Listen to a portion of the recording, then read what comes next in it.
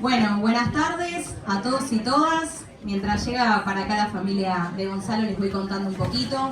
Yo soy Ona, soy directora del Grupo Editorial Sur, el sello que publica hoy este libro maravilloso de Gonzalo Magliano. Desde el Grupo Editorial Sur, recién le comentaba acá a los compañeros de mesa, hacemos libros hace ya más de 35 años. Y en los últimos tiempos tuvimos una decisión política y editorial de empezar a profundizar sobre algunas temáticas vinculadas al pensamiento nacional, al peronismo, a los derechos humanos. De hecho, compartí mesa acá con Alejandra en la última presentación que se hizo de un libro en el Conti, que fue en diciembre del 23, si mal no recuerdo, y fue de las últimas actividades que se hicieron en esa casa hermosa. Y bueno, y los invito a todos y todas a que nos busquen en las redes, a que chusmeen un poco el catálogo, porque realmente vale la pena. Nuestros pilares son la cultura, la memoria, la verdad, la justicia y la soberanía. Y creo que en este momento, en este contexto, publicar este tipo de materiales, traje acá también el último libro que publicamos de Hernán Brienza, que también tiene que ver con este libro, es un acto de justicia, ¿no? Es algo muy importante lo que hacemos, y por más que parezca obvio o damos por sentado entrar a una librería y que haya este tipo de contenidos circulando, lleva mucho laburo, lleva mucho esfuerzo. No nos quejamos, no somos de esa línea, pero sí lo levantamos y lo valoramos. Así que hoy estamos muy muy contentos de publicar este libro, Operación Punta Arenas, y les pido un aplauso inicial para Gonzalo Magliano, el autor.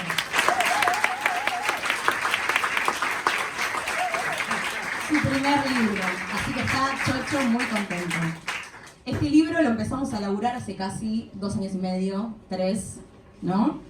Lo conocí a Gonza en la Feria del Libro. Nosotros tenemos el stand todos los años, así que la próxima que vayan a la feria, vengan a visitarnos y van a conocer contenidos maravillosos vinculados a estas temáticas, que realmente también es una apuesta y es un acto de valentía y de mucho laburo publicar este tipo de contenidos.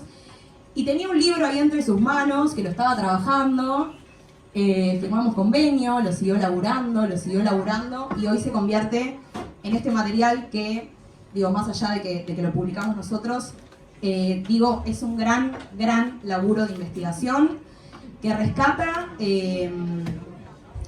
detalles que podrían llamarse detalles, pero que en algunos libros de historia se pasan muy por alto, ¿no? Y no voy a meterme mucho porque tenemos una mesa maravillosa que va a hablar sobre el libro puntualmente, pero hay algo de meterse en la intimidad de los actos políticos y hurgar la historia de una forma distinta. Obviamente Gonzalo es periodista y tiene esa forma de escribir, esa forma narrativa detallista y minuciosa, que nos hace empatizar, y también me parece que nos permite entender cómo hicieron, en este caso, cierta cúpula de la dirigencia, para sortear momentos donde nos querían, digamos, desaparecer directamente, ¿no? Nos querían encarcelar, nos perseguían a los que pensábamos como pensaban estos hombres y como pensaron y pensamos muchas mujeres también. Así que en ese sentido te felicito, Gonzalo, porque es un librazo, y los invito a todos y todas a que lo lean, a que se lo presten, si no lo pueden comprar, a que lo difundan o que vayan a una biblioteca, porque en algún momento estos libros llegan también a las bibliotecas populares, espacios de resistencia muy importantes en estos momentos. Y bueno, y como decía Walsh, ¿no? Hacer circular la información. Así que bueno, le doy la bienvenida a esta mesa y los dejo.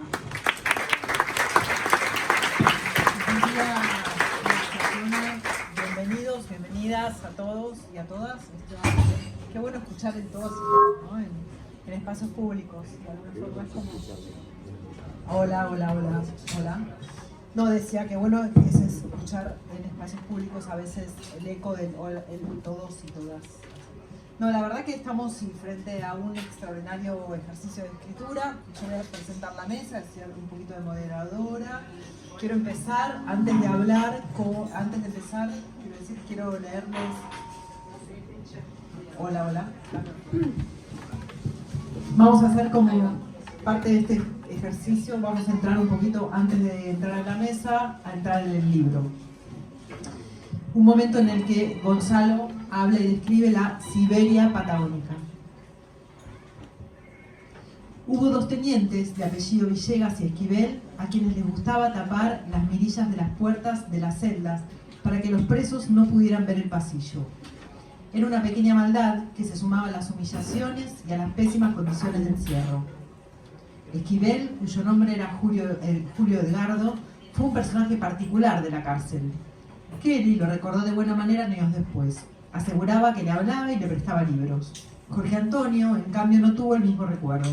Un día, Esquivel apareció de improviso en su celda. Antonio estaba pegado a los barrotes de la ventanilla, intentando ver qué sucedía en el exterior. Era la primera vez que se encontraban. Nunca antes había intercambiado una palabra con este guardia. Seguro que estudia el modo de escaparse, lo acusó Esquivel. Todavía no, contestó Jorge Antonio. Yo soy el teniente Esquivel. Estoy de servicio y me tocará cuidarlo a usted y a sus amigos todo el día. No le resultará muy difícil, respondió Antonio. Y a propósito, ¿puede decirme cómo están mis compañeros? No, no se lo puedo decir. Ni usted sabrá nada de ellos, ni ellos nada de usted. Estamos tratando de deprimirlos. Queremos hacerles bajar la cabeza, humillarlos definitivamente, convertirlos en piltrafas humanas. Cuando esto ocurra, serán como muñecos en nuestras manos, y no habrá necesidad siquiera de tenerlos encerrados. Wow, así entramos en el libro. Bienvenidos. Hoy estamos acá para celebrar la aparición de Operación Punta Arenas, el primer libro de Gonzalo Magliano. Operación Punta Arenas es un libro sobre la fuga de 6 dirigentes peronistas presos desde una de las cárceles más australes del país, la Unidad Penal de Río Gallegos, el 18 de marzo de 1957. El libro es la historia de una fuga de novela y suicida, como dice Gonzalo cuando lo presenta. La historia de la fuga que sí existió. También la historia de un mito de la resistencia peronista. Y por último, es la historia de un mito, ¿no? De la resistencia, una historia que siempre está ahí como dando vueltas. Y por último, una historia sobre una época donde se fundan los sueños febriles, también dice Gonzalo, del antiperonismo. Y en ese sentido, una metáfora sobre la Argentina eterna. Sobre todas estas dimensiones vamos a recorrer un poquito esta tarde, vamos a recorrer estas dimensiones durante la presentación de esta tarde.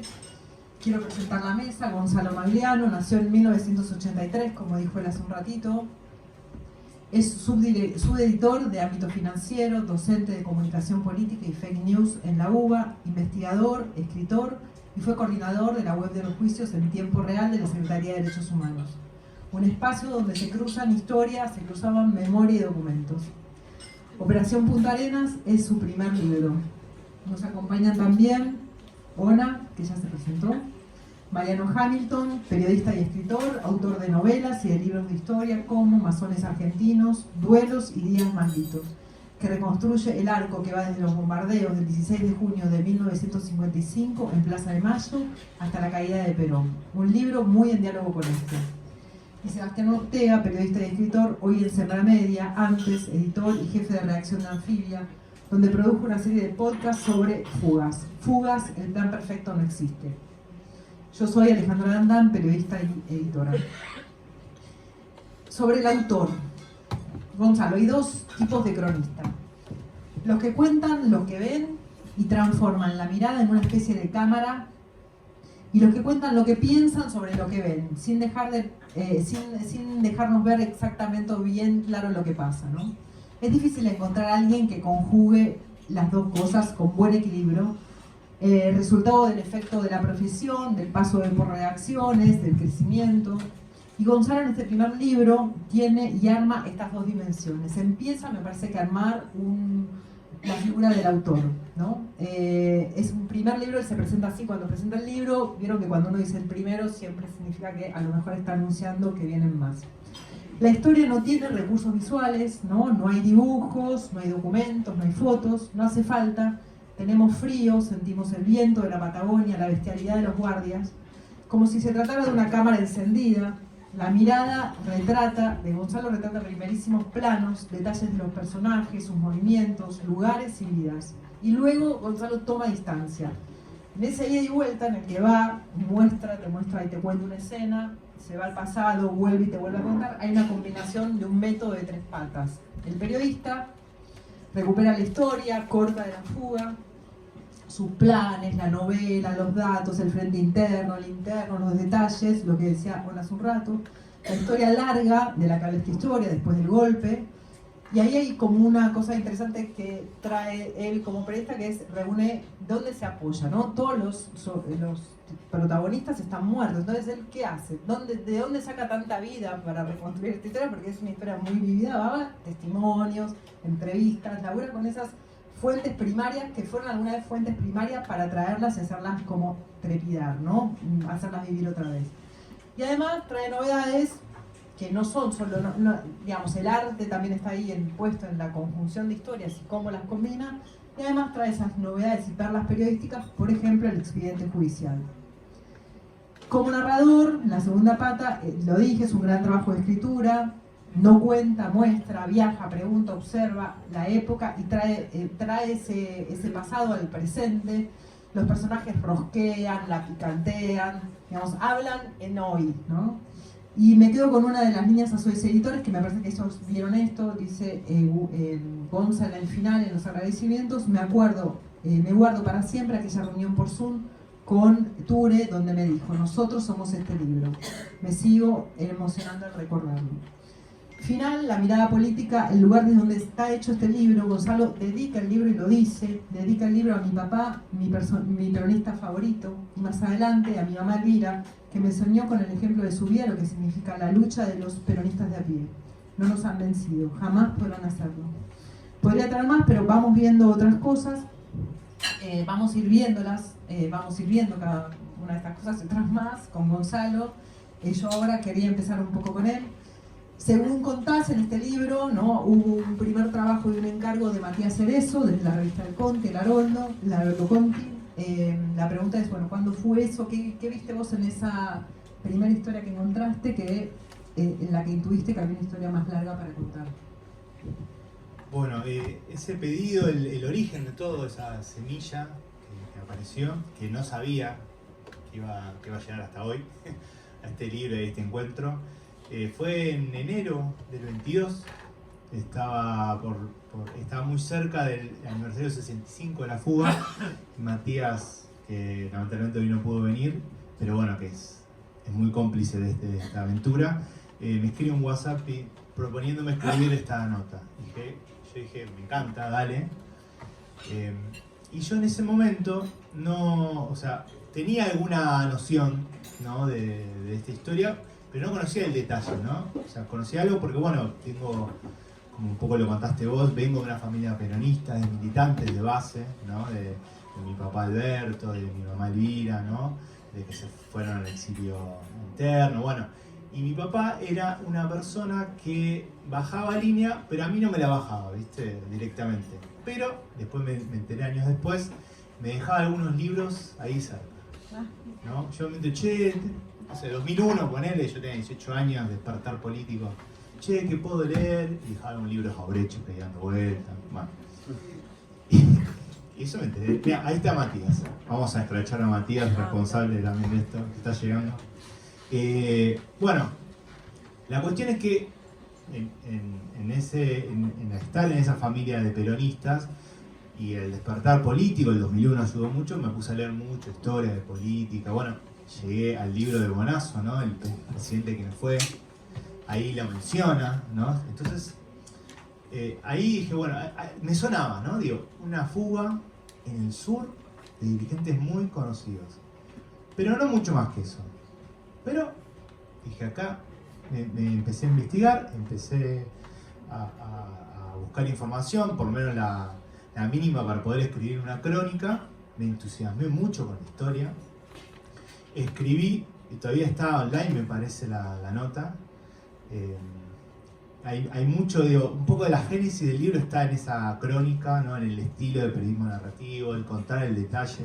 Medio que ese primer capítulo, que es la abertura, que, bueno, confieso que me choreé la idea a Bonazo que él arranca con una abertura también. es casi idéntico a ese artículo, porque bueno, pues me gustó mucho cómo lo encaraba, ¿no? Y lo que rápidamente descubrí, o me di cuenta, es que no había casi nada de esto. Digo, no había un libro, no había un documental, no sé si hay alguna placa, por ahí después algunos de los familiares que están acá, de los fugados, me podrán ayudar recordando este momento. O sea, y era un hecho tremendo. En el 57, en plena Revolución Libertadora. Podés contar por ahí quiénes eran los protagonistas, ¿no? Para entender la dimensión. Bueno, los protagonistas que están en la tapa del libro, la contratapa, son Jorge Antonio, empresario peronista, el gran ideólogo de la fuga. Está John William Cook, nada más y nada menos, que en ese momento era delegado de Perón, ¿no? Fue el único que él designó, y en ese momento lo era, hacía muy poquitos meses.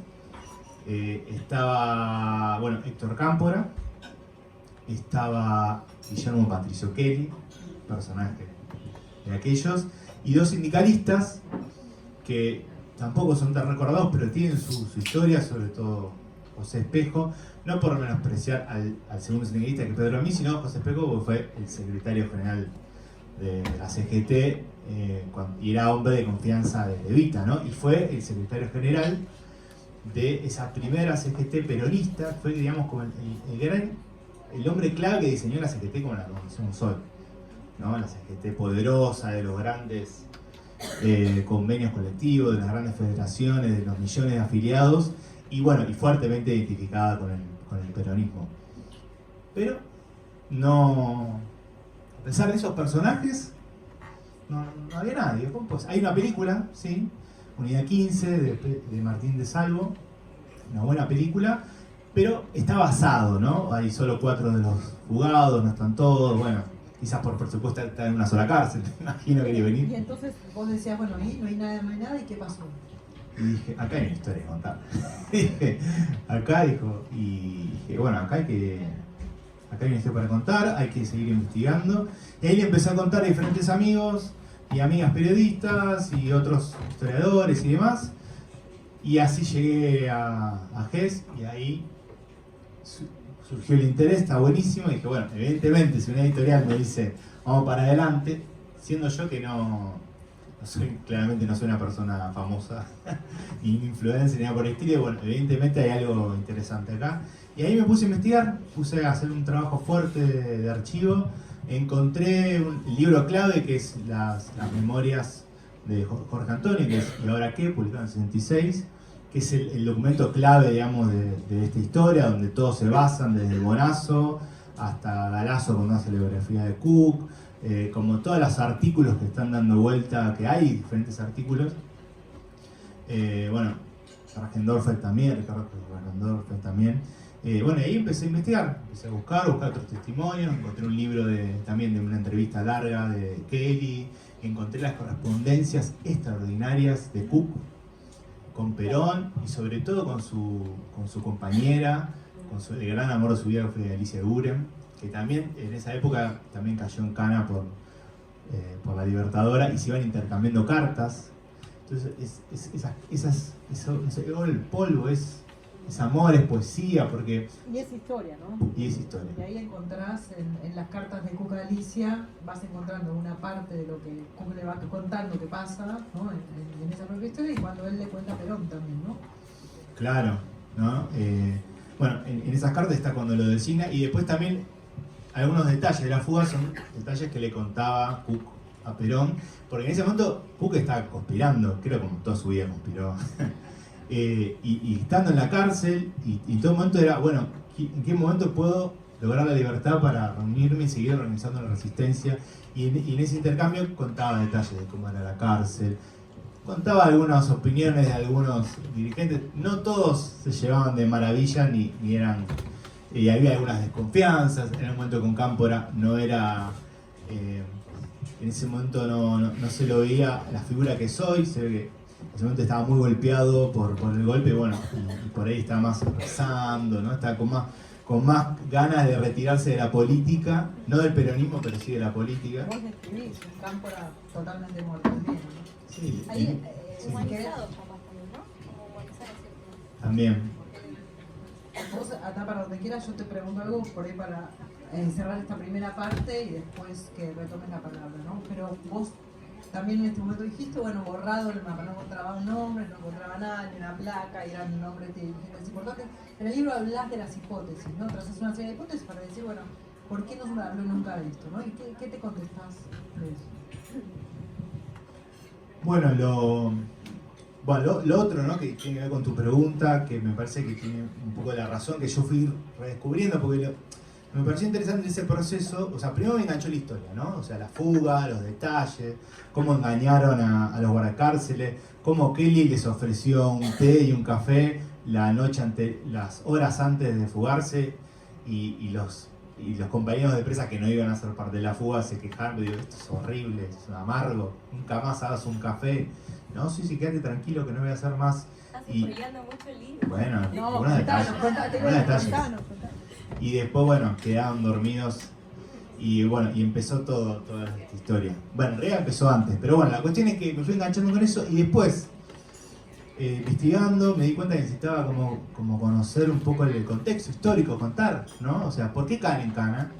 ¿Por qué recibieron la prisión que recibieron? ¿Por qué los mandaron al sur, digamos? Si fueron detenidos. Bueno, no fue casual, fue para perseguirlos, para amedrentarlos, para hacer un poco esta deshumanización, una revancha también. En ese momento está el proceso de despenalización de la Argentina, ¿no? Estaba prohibido hablar de Perón y Evita. Bueno, ahí dije, hay que empezar a contar. Y en todo eso llegué a cierta de pensar, ¿no? Esta historia como un mito, que también lo otro que me llamó la atención, como a su vez digo, fue enviado, pero a su vez tiene una persistencia como de volver, ¿no? Vuelve. Siempre aparece una persona que dice, che, está buena esta historia, hago una nota. Está buena esta historia, hago un homenaje. Bueno, ni hablar los familiares que siempre hacen una militancia muy fuerte, ¿no? Pero personas de a pie, o bueno, o la película, y bueno, y aparece yo. Pero bueno, digo, vuelve, tiene esa, ¿no? Tiene como esa cuestión de la memoria, ¿no? Que aparece alguien que la activa, que la lleva adelante. Y eso me pareció como muy importante. Y digo, bueno, pero ¿por qué vuelve, no? Y ahí hay un poco la pregunta, ¿no? De ¿por qué se olvida y por qué vuelve? ¿No? Un poco como es la memoria misma, o la batalla por la memoria, o el combate por la memoria. Pues me parece que tiene la capacidad de dialogar con su presente, ¿no? Eso me parece una cosa impresionante, ¿no? Porque primero, o sea, es una historia que en el contexto más espantoso que se le puede ocurrir en ese caso el peronismo, los sectores populares, o sea, si muchos de nosotros creemos que hoy es un momento horrible, no vemos nada, o sea, no solo no vemos gris, vemos negro, así, cerrado, ese momento era peor. Porque estaba prohibido el peronismo, Perón estaba exiliado, había miles de militantes presos. Ellos llegan o sea, ellos primero caen en Las Heras, en Caseros, los llevan al momento del sur, Ushuaia, después los llevan a Río Gallegos y los llevan a fines del 56, en noviembre. Bueno, 4 meses antes de llegar a Río Gallegos había sido el levantamiento de Valle, ¿no? El levantamiento cívico-militar que intentó restaurar la democracia y acabar con la persecución del peronismo, que fue una masacre. Fusilaron a decenas y decenas de militantes, ¿no? Donde Aramburu tenía una plaza llena, donde decía, no hay ninguna chance que el peronismo vuelva, esto va a haber unos brotes, pero ya está, esto es como el fascismo, el nazismo, esto no vuelve más, ya está.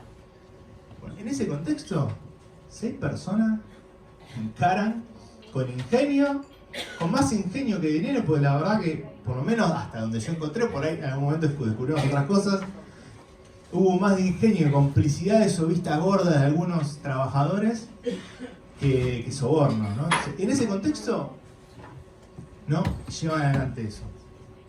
Y después, bueno, hay muchos diálogos que se pueden pensar en el presente, un poco lo que les decía, otro poco también la persecución, ¿no? Y un poco lo que, ahora sí lo quiero conectar con el laburo que está haciendo Mariano, que está, bueno, es impresionante, con su libro Los días, con días malditos, y bueno, ahora está siguiendo, ¿no? Con Evita, está trabajando.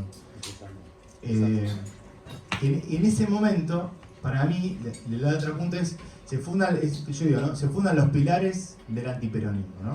Esa idea de que el peronismo es corrupción, es demagogia, aparentar todo el peronismo a la manipulación, ¿no?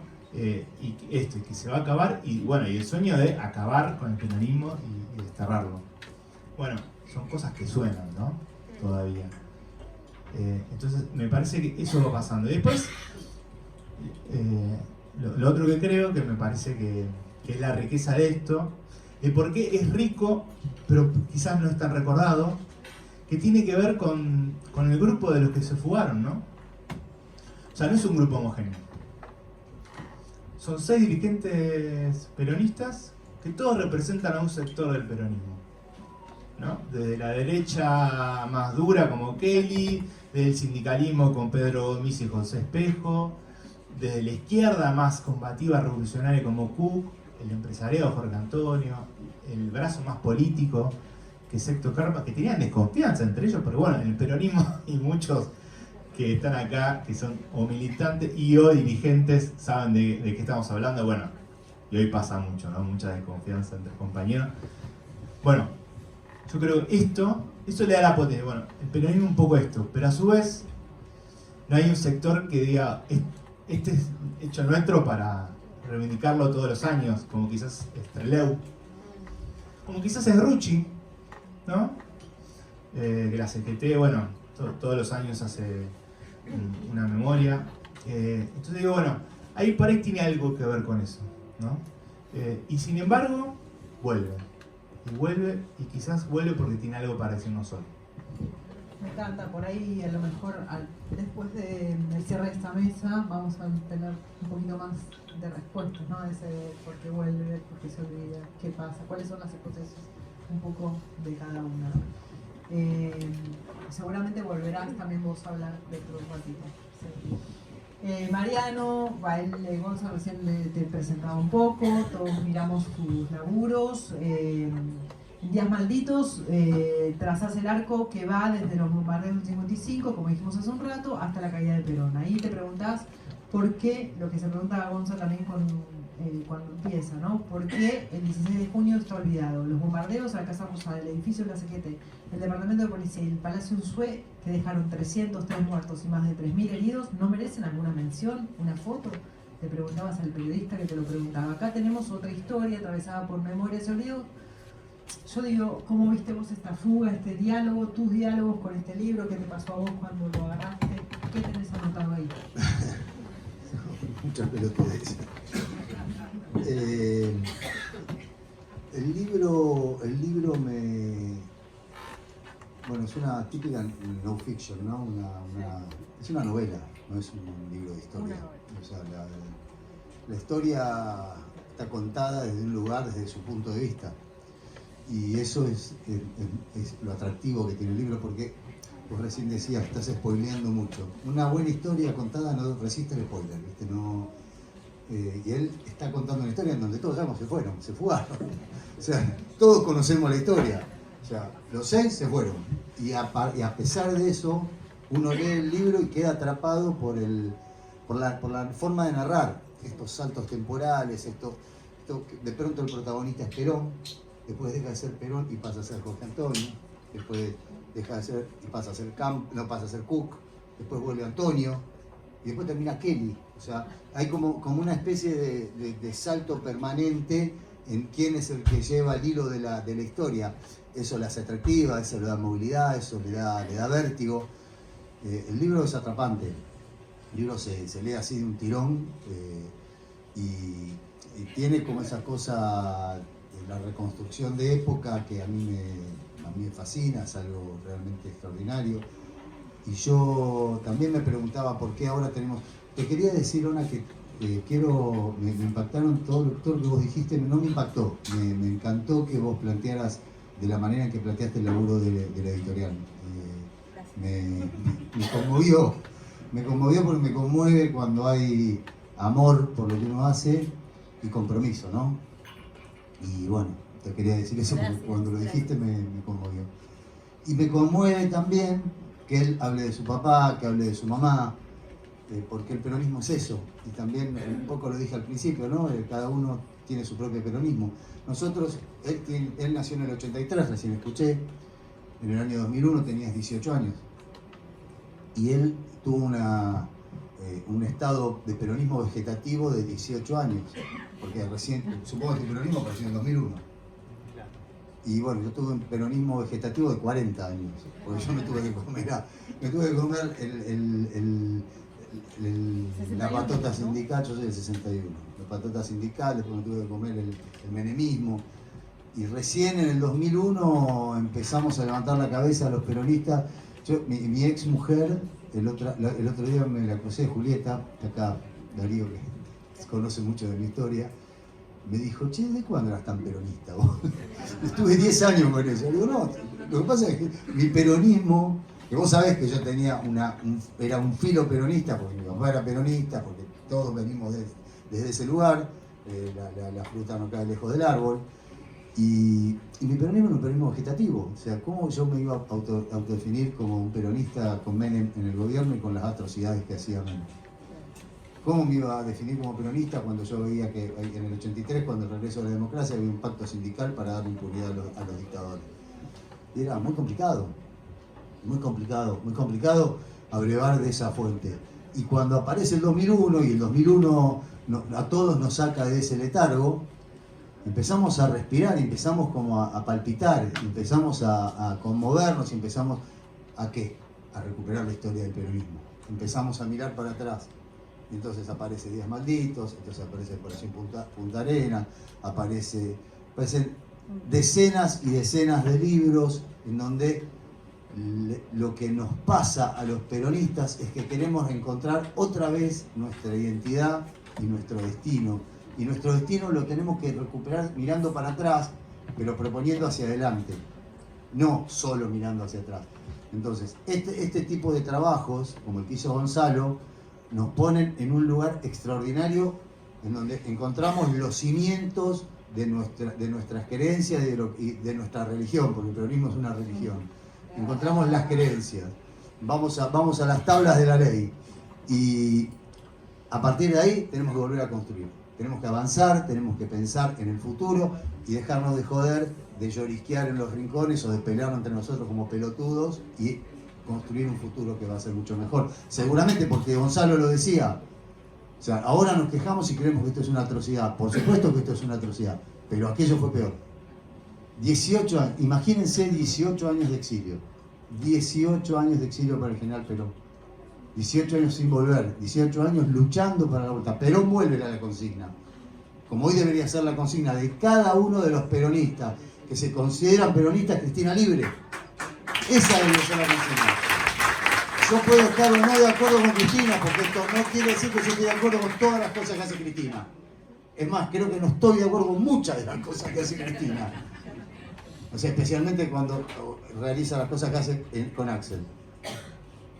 Pero la consigna de todo peronista tiene que ser Cristina libre, y tiene que ser Debido libre, y tiene que ser Milagro Sala libre, y tiene que ser todos aquellos peronistas que están detenidos injustamente.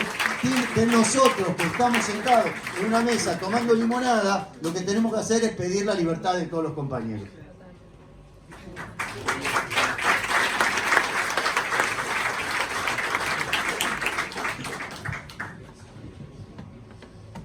Bueno. ¿Te respondí la pregunta? Ya volveré. No, hay personas. Hola, hola. Primero, hola. Sebastián, uno de tus grandes trabajos fueron los podcasts sobre fugas. Es como entrar en todo. Pero así que mantenemos ahí. Gonzalo los escuchó, ¿no? ¿Qué viste desde tu mirada sobre el laburo de él? Un poco como recién hacía Mariano, ¿no? ¿Cómo leíste esa fuga? ¿Y cuál es el plan que falló? Bien, ¿están así, no? Creo que hay algo de lo que tiene el libro que en realidad pensaba cuando nosotros contábamos fugas, pero que aparece también acá, que es que para mí toda gran fuga, toda gran epopeya, ya sea fuga política o no, da cuenta un poco del tiempo y es hija de su propio tiempo y de su propia época. uno se fuga en las condiciones en las que la época le permite, en los territorios y las geografías que la época dispone.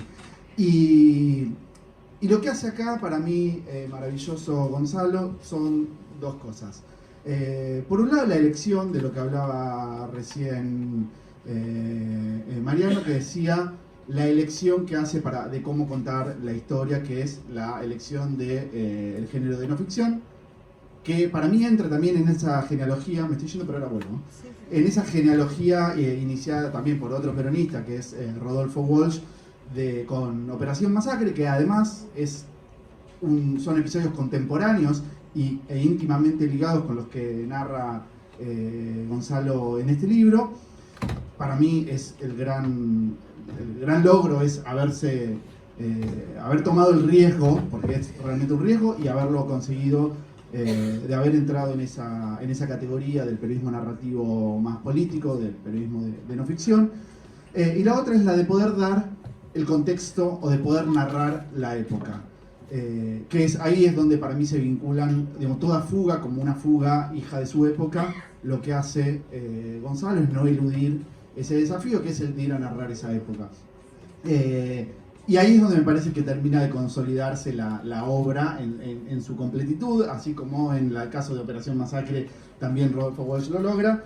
Y en la elección de decir, meterse a contar esa época, pero para mí hay algo que lo hace aún, no digo más interesante, no lo voy a comparar, pero sí que es un poco más esperanzador leído desde este tiempo, ¿no? En esta idea de comparar estos tiempos, de pensar que este es un presente sin futuro, de pensar que estamos atravesando uno de los peores momentos políticos de nuestras vidas, pensando con todo lo que fue esa época de persecución, de secuestros, de detenciones ilegales, de torturas, de maltratos, lo hace desde el acto más heroico.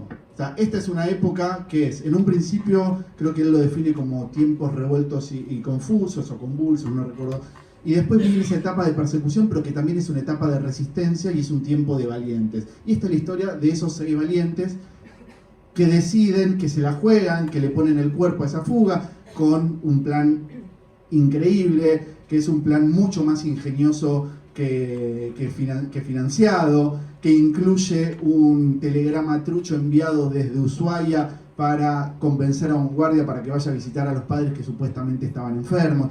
Y todo ese plan heroico, épico, para mí es súper esperanzador leerlo desde el hoy, de pensar, poder narrar esa época de persecuciones, de torturas, desde el acto más heroico y más noble. Y para mí esa idea de poder contarlos desde ese final feliz es también la gran apuesta o el gran hallazgo o el gran logro de este libro. Poder hacerlo desde ese lugar sin eludir tener que meterse a contar eso que va a contar.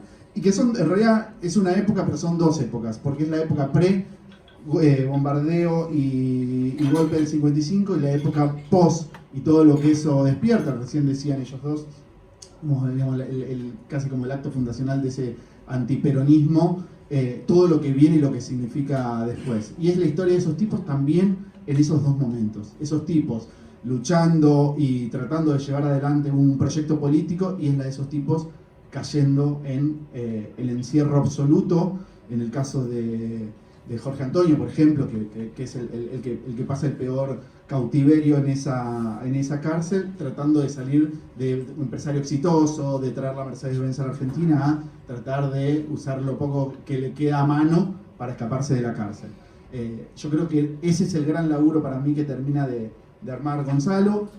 Yo se lo dije ayer cuando hablé por teléfono a él, yo estaba seguro que la investigación iba a ser una gran investigación. No estaba tan seguro, porque no lo conocía tanto, porque es su primer libro, de cómo iba a ser ese libro en términos narrativos, y a mí lo que más me termina fascinando es la apuesta narrativa de este libro. De hecho, lo único que digo de esto es, solo desde la estructura, de pensar una estructura que es en apariencia lineal, pero que después se termina convirtiendo como una especie de juego de cajas chinas, donde van apareciendo, sacando piezas, y esa historia que te la vende como una historia narrativa cronológica, lineal, en realidad está llena de recovecos y huecos hacia otras historias. Y son personajes que aparecen con nuevos personajes, con nuevas historias, y se va complejizando todo hasta llegar a ese final, donde lo que sucede es la fuga, pero ya la fuga es cinematográfica. Ya conocemos a los personajes, ya conocemos su historia, conocemos su pensamiento político, conocemos lo que piensan y lo que sienten en ese momento. Entonces todo lo que viene después, que se condensa hacia el final de ese libro, termina siendo explosivo de alguna manera. Perdón, es que eso es un poco la virtud del libro. La virtud del libro es como tener momentos de intimidad, o sea, momentos en donde vos parece que estás mirando por una rendija qué es lo que le pasa a los personajes que están presos, y de pronto tenés una cuestión muy expansiva, que son de los tipos subiéndose, bajándose en una cárcel, así haciendo la prensa recibiéndolos en Chile, juicio, la junta, los milicos pidiendo que lo manden de vuelta y que les hagan un juicio para extraditar. O sea, las luces alumbrándolos con reflectores, como estos que nos están matando ahora a nosotros. Pero también hay momentos en donde uno está mirándolos, viste, como puntitas de pie. Parece alguien escribir una carta en una celda. Claro, estás viendo un tipo que está escribiendo una carta en una celda. Estás viendo un tipo que recibe una carta en papel de seda dentro de un pan. Es extraordinario. Pero eso es extraordinario. Un tipo, dije, no dije quién. Es extraordinario. Es realmente, o sea, ese vaivén y ese sube y baja, es lo que a uno lo atrapa, lo deja pegado al libro, no se puede ir. Y para cerrar esto para la potencia narrativa que tiene, que está compuesta sobre todo de muchísimo detalle, y eso es la capacidad de una buena investigación. Todo el tiempo aparece la investigación en esos pequeños detalles del papel, desde el material del que era el papel que estaba, de la carta que estaba dentro del pan, de cómo estaban parados o detrás de la estatua de Belgrano en la que se tiroteaba John William Cook en los bombardeos. Todo está compuesto de esos detalles, lo cual hace que esa gran investigación no quede en vano y que no sea solo para dar cuenta de lo que efectivamente pasó, de lo documental, sino que esté al servicio de una gran historia.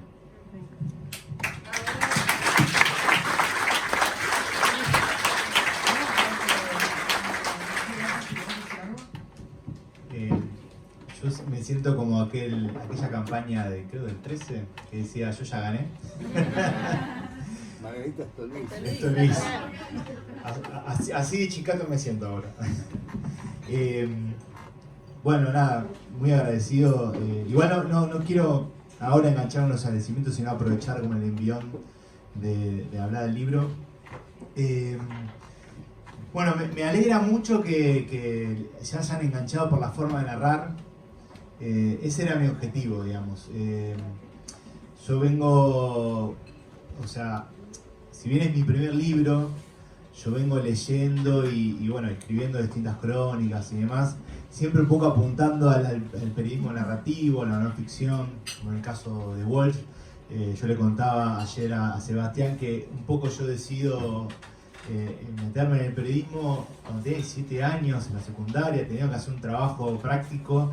Y ahí descubro a Rodolfo Walsh y como todo pibe de 17 años, pues no sé, por ahí como muchos de los pibes que les gusta ese tipo de periodismo, sueña en un momento escribir algo parecido.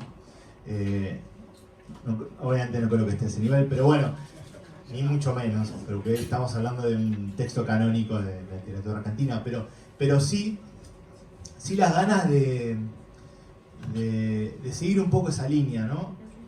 La idea de los detalles, en la idea de las personas.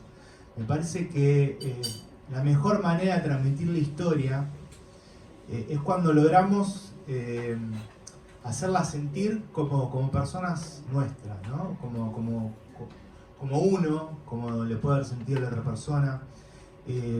Por ejemplo, yo trabajé varios años en derechos humanos, en la EXEMA.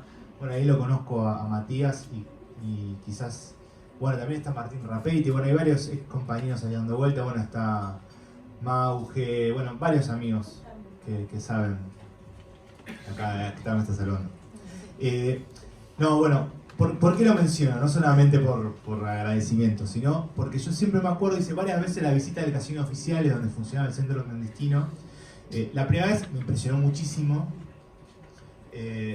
A la 10ª vez que la hice acompañando a Visitas Ilustres, no sé, uno se va como curtiendo el cuero, ¿no? Como que, bueno, como que de una manera, nada, no impacta tanto también para poder habitar ese lugar, ¿no? Con esas historias tan terribles. Pero siempre me acuerdo una vez, no sé qué embajador había, la cuestión que estaba haciendo la visita guiada, estaba en capucha, estaba con un sobreviviente, contando un poco cómo era la vida. Bueno, acá estaba la pila de ropa, acá estaba mi electrodoméstico, lo vi acá estaba la gente acapuchada. Y en un momento, me acuerdo de un día de verano, hacía un calor insoportable, pegote como hoy, pero peor. Y yo en un momento estaba en capucha, muerto de calor, y en un momento, no sé qué pasó, hubo como un viaje así, dije, si esto estoy sintiendo yo, lo que habrá sido estar encapuchado, encadenado, viviendo ese momento, ¿no? Y esto, ¿no? Y por eso la importancia de los sitios de memoria, de mantener los lugares, ¿no? Que es una gran manera de viajar y tratar como de comprender, ¿no? Ubicarse en ese lugar, entenderlo. Eso, la idea de la sensación, ¿no? La sensación en el cuerpo, ¿no? De los sentimientos. Y por eso en la idea de las sensaciones, y bueno, yo leía, me puse a repasar, me imaginaba mucho el libro de no ficción. Bueno, obviamente escuché los podcasts de vuelta de Fugas, bueno, los libros de Mariano. Leí un librazo de Fugas que es 38 estrellas de Josefina Licitra, que ahí terminé como cerrar la idea de ir y venir entre la anécdota que arrancan jugando al truco para engañar a los guardacárcel, y en un momento levantan la mesa y abajo hay un pozo. Bueno, arranca así el libro, después va y vuelve la historia. Bueno, la cuestión es que lo que a mí me gusta del periodismo narrativo, y por eso yo traté de usarlo, son esos detalles, ¿no? Que te trasladan, ¿no? Como fue el escalofrío con el vapor, con el calor, ¿no? Era bueno, ¿cómo lograr trasladar a los lectores a ese momento? Y ahí apareció, por ejemplo, el viento. O sea, mi libro, la primera frase arranca con eso, ¿no? No sé si está acá. A ver. Si quieren la pueden buscar también. Es la recuperación del... Acá. ¿La obertura? Dice: cuando salieron en la madrugada del 18 de marzo de 1957, una ráfaga de viento les golpeó la cara y los hizo lagrimear. El frío era una de las peores amenazas en la unidad 15 de Río Gallego, capital de Santa Cruz. Podrían escaparse, les dijeron, pero no sobrevivirían al desierto patagónico. Los 6 peronistas fugados lo sabían y habían previsto que un auto los recogería para llevarlos a Chile. Al pisar la calle, el auto no estaba. Así arranca la historia. Esto no es... Jorge Antonio lo cuenta, pero él lo saqué de la memoria de él, lo cuenta así como nada más. Yo me fasciné con ese detalle. Dije, imagínense, en el desierto patagónico teniendo que atravesar toda la provincia hasta llegar a Chile. Bueno, y hay otro detalle ahí dando vueltas con auto, que esta vez no voy a spoilear para que no me arrete más zona. Pero bueno, que es parte, ¿no? Y a mí me parece que eso era muy importante, y por eso me parece que fui por ese lado. Y bueno, y lo otro que quiero remarcar son las cartas no solo de Cook, también hay de Cámpora y de Cook. Me parece, son como una historia de amor entre Alicia y Aguren, de complicidad y conspiraciones todo el tiempo, pero hay momentos donde dice, bueno, me imagino los dos en Viena, en Budapest. Por favor, quiero que tu cuerpo vengas a mí, me salude, me interrumpa en esta cárcel.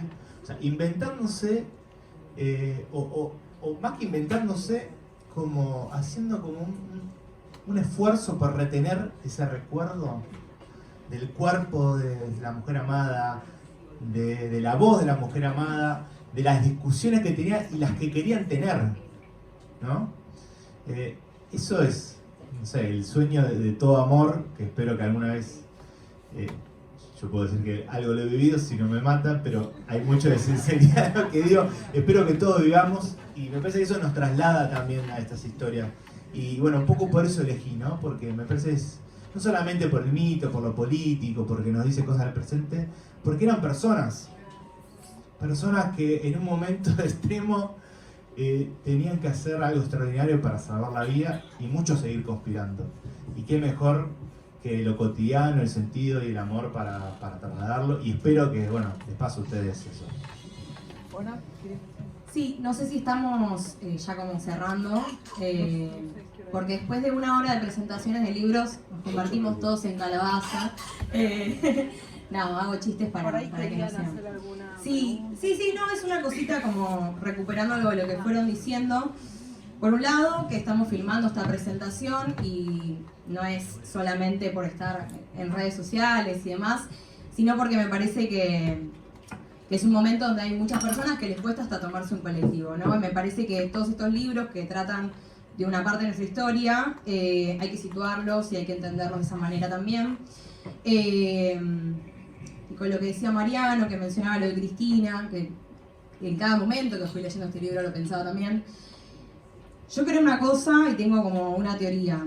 La primera es que no vienen por ellos, no vienen por la dirigencia solamente, no vienen por el peronismo solamente, y en cada vez que pasó, ¿no? Esta no fue la primera y tampoco fue la última. Yo creo que vienen más por esto que está pasando acá, que es encontrarnos, y en cada presentación de libros a la que vamos, desde un espacio hermoso como este, hasta una pequeña unidad básica, hasta un museo nacional, o lo que sea, celebro estos encuentros, y ojalá que haya discusión. Por eso, si hay alguna pregunta, ahora vamos a abrir el micrófono. Esto es lo más importante. Tenía algo más que se me fue, pero ya está, ahí me vino. Con respecto a la pregunta que hiciste y que pensamos siempre con temáticas vinculadas a GES, de por qué hay ciertas cosas que se olvidan y cómo nosotros, entre autores, editores, compañeros que se suman, las vamos recuperando a la memoria popular. ¿Por qué se olvida esto? ¿Por qué en la CGT no había una sola placa para José Espejo, por ejemplo? En un caso, ¿no? Antes que salga el libro, lo presentamos ahí, pusieron la placa como una cuestión también de guapear en ese sentido con los libros. Yo creo que de esto, este libro esta temática estaba olvidada porque ellos se burlaron. O sea, estos 6 presos se burlaron de la Libertadora fugándose y cómo se fugaron y cómo conspiraban. Y me parece que hay algo en eso como de lo incorrecto y de lo espontáneo. Creo que hace un ratito decías algo vinculado a eso también, Mariano. Hay algo de moverse, ¿no? Situándolo políticamente también, con lo que decía Mariano hace un rato. Ellos se burlaron y ese tipo de cuestiones son rebeldía para este momento y para aquel momento. Entonces, ¿por qué no contar esta fuga? ¿Por qué quedó olvidada? ¿Por qué el caso de José Espejo, que armó la CGT, quedó olvidado? ¿Por qué tantos, no? Caride, el libro que publicamos de Jorge Giles, la historia de Eve, esto es más acá, ¿no? Pero el de historia. Y bueno, porque son cuestiones vinculadas a la desobediencia, a la rebeldía, a la valentía, y a determinados sectores del poder no les conviene que eso circule. Eso quería aportar, como me parece que hay algo ahí de guapear y de que eso quede en el olvido. Lo pasearon por todas las cárceles del país y ellos se escaparon. Una cosa que te venía, así que mientras escuchaba a ella, me parece que hay algunos, quiero linkear con algunas cositas que fueron diciendo. Mariano, ¿no? Que dijo, bueno, en 2001, ¿cuántos libros salieron a la vez? Bueno, estemos atentos, ¿cuántos libros están saliendo así ahora? Esto de la burla lo tomo, me parece que otra de las cosas que dijo Sebastián es genial, que es final feliz. Esta es una historia con final feliz, creo que ayer te lo decía también a vos, Gonza. Nos acordamos de otras fugas donde en general los finales no fueron del todo felices. Hay unas historias tenemos ganas de contar este tipo de historias ahora. Es interesante pensar qué está pasando con eso también, por qué queremos contarnos esas historias. Y lo último, así un poquito haciendo juego con esta idea del final feliz, Gonzalo viene de un lugar que es el trabajo en la ESMA.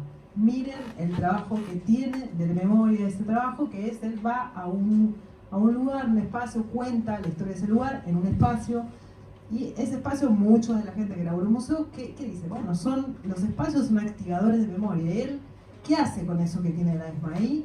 va y quiere escribir un libro, experiencia en un punto también, ¿no? Un libro que active cosas y que active cosas del cuerpo, ¿no? Y me parece que ahí hay también hay una cosa redonda y un círculo que se juega y que también a lo mejor nos está hablando de un final feliz también de todos estos años, que no es todo perdido, ¿no? Ni tierra pasada. Eso. No, solo quería decir que mientras los viejos escribamos libros de peronismo, el peronismo va a estar vivo. Mientras los jóvenes escriban libros de peronismo, el peronismo va a estar vivo. Y mientras los más jóvenes que vos, escriban libros de peronismo o artículos de peronismo, el peronismo va a estar vivo. El peronismo se va a acabar. El peronismo siempre va a estar hinchando las pelotas. ¿Alguien? Pasamos el pasapalabras, tenemos así preguntas, tenemos todavía un ratito. Sí. Capela, dale. Damián. Damián. Dami. ¿Querés hacer una pregunta? Sí, dale. A capela, dale. No, nada. Si querés salvarlo. Yo soy el nieto de José Este. Aplausos. El gran responsable de este libro, él es un gran militante en la memoria de su abuelo. Y bueno, también es un gran valor lo que hace, así que recomiendo este libro, está buenísimo también. No, agradecerte por tomar esta posta, porque es algo que siempre se habló en mi familia del libro. Mi abuelo lo iba a contar, La fuga, pero tenía un cuñado que lo iba a escribir, que es escritor, y se murió el cuñado, ¿Qué más? quedó el libro truncado. Pero siempre se contaron cosas de mi familia, mi abuela contaba esto, de cosas que salían desposados de conoceros. Hay una cosa que el guardiacárcel, no, hay alguien que tiene y casi que lo mata. Y mi abuelo lo salvó de que no lo mate y le dijo, si lo matás, esto va a ser un crimen y no una fuga. No van a ser criminales, sino perseguidos políticos. Y cambió un poco lo que hubiese sido hoy, no sé, quizás hubiesen sido criminales y no perseguidos políticos.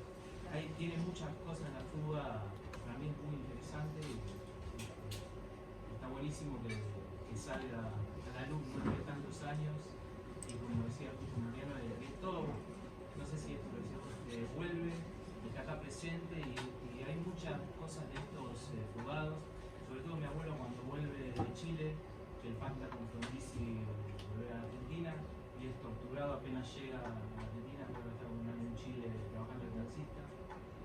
No se la perdonaron ni cuando volvió ni cuando dio pasando su boca hasta que murió en el 80. Él terminó vendiendo café para vendedores ambulantes que salían y vendían por la ciudad, escondido porque cada vez que detectaban quién era, lo echaban o bueno, lo sacaban del trabajo. O sea que siempre siguieron pagando esto estos peronistas. Creo que está bueno valorar las acciones que tuvieron. Te agradezco.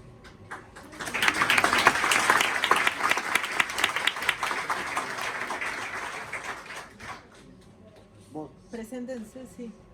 No, creo que como se dijo acá, estos hechos son los que mantienen vivo el movimiento nacional, el peronismo. ¿Escuchan todos o no? Todos estos libros de últimas ediciones que reviven todos estos hechos, creo que nos dan contenido para muchos jóvenes que no lo han vivido. Nosotros hace pocos días en el Chaco recordábamos los 55 años de la Liga Agraria, que fue también una lucha de los campesinos por un sistema productivo que no les convenía a los milicos, hasta la NUCE fue al Chaco. No quería saber nada con eso. Y bueno, hace pocos días lo recordamos y eso fue muy bueno y el pueblo y los jóvenes entienden recién con buena lucha. Muchas gracias. Por favor.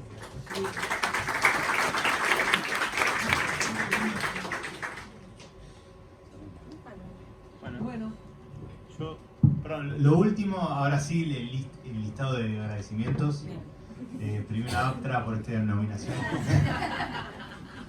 Estuve toda la semana pasando este chiste. Bueno, primero a ustedes por estar acá, gracias. Creo que a todos les mandé un mensaje personal para que vengan. ¿No? Bueno, ahora les voy a mandar otro. El agradecimiento personal. Totalmente. No, se merecen. Se valora mucho más. Doble. La dedicación va a ser más especial para ustedes. Nada, agradecer, los invité uno por uno porque realmente para mí esto es un sueño cumplido.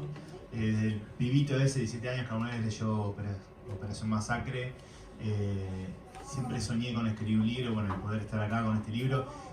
Y que estos impresionantes profesionales del periodismo para mí fueron referencias que los leí, escuché durante años, que estén acá conmigo, acompañándome y que digan, encima les creo que dicen que está bueno, o sea, yo les creo. Nada, increíble, o sea, porque un poco creo que lo hablaba con Ona antes de entrar, o sea, ya tener el libro está buenísimo.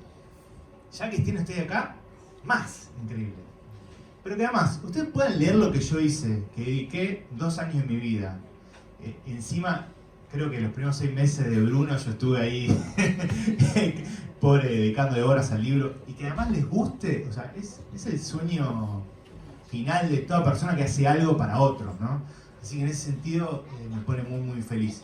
Y ahora sí, unos agradecimientos muy personales. Bueno, primero a Ale por estar acá, a Mariano, a Seba, muchas gracias. A la editorial, al grupo Editorial Sur, a Ona, a Ture que no está. Sigo y me voy a acordar siempre ese momento cuando Ture me dice, nosotros somos ese libro, porque dijo, bueno, me gusta el libro, me interesa. Dijo, bueno, buenísimo. Y un momento de, che, ¿firmó un contrato? ¿Sí? ¿Seguro? Y me buscaron, me insistieron, y bueno, porque en medio de la vida, ¿no? En medio de los hijos, en medio de la pandemia, en medio de Alberto, en medio de Milei, en medio de todo lo que ustedes ya saben. Nada, así que mil gracias a mi familia, a Alex, a mis hijos ahí, que se la bancaron, los genios totales, a mi vieja Lidia, mi hermana Malala, bueno, a los familiares que vinieron, a Rocío Gomis y al resto de Matías Gomis, a Jorge Antonio, a Damián, bueno, a todos que me ayudaron y bueno, hay muchos que están mencionados en el libro, no los voy a mencionar a todos porque nos vamos a aburrir y son muchos la verdad, así que nada, muchas gracias por haber venido y bueno, a leer, ojalá les guste.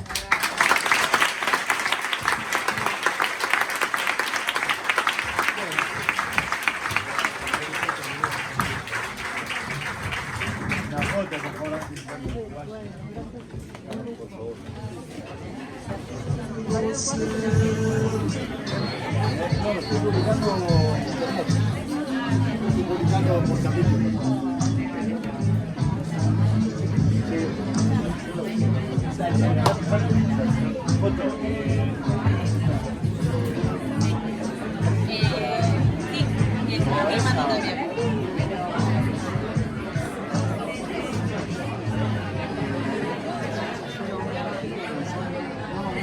Igual.